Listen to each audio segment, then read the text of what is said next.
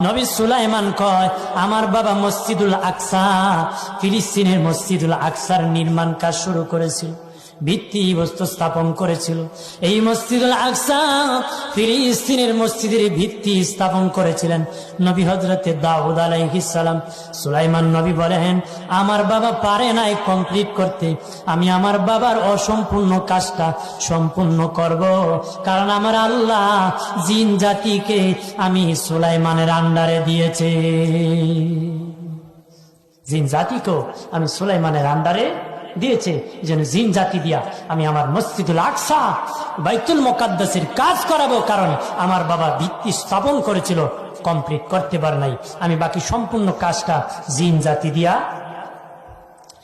নবী সুলাইমান জিন জাতিকে ডেকে বললেন, জিন জাতি, দুনিয়ার মাটির নিচে স্বর্ণ কোথায় আছে রে? হীরা মণি মুক্তা রূপা কোথায় আছে? তাড়াতাড়ি করে আন, স্বর্ণ আর রূপা গালাইয়া ঈদ বানাবো রে, আর ঈদ দিয়া আমি মসজিদুল আকসার নির্মাণ করব রে। জিন জাতি সুলাইমান নবীর আন্ডারে, সুলাইমান নবীর কাছে কঞ্চা আছে, বেত আছে, আন্টি আল্লাহ দিয়েছিল, সব আন্ডারে চলে এসো।